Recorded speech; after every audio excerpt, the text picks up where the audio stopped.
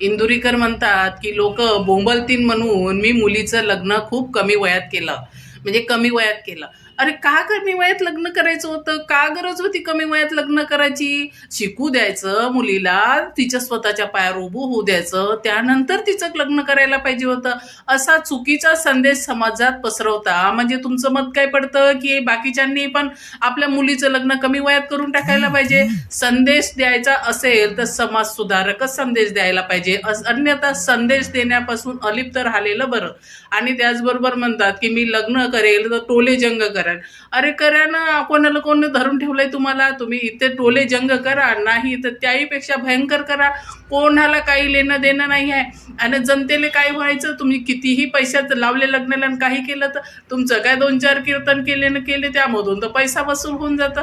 आहे की नाही? काही वेळ नाही लागत तुम्हाला तो पैसे काढायला. गरीब माणसाला त्रास ह्या सगळ्या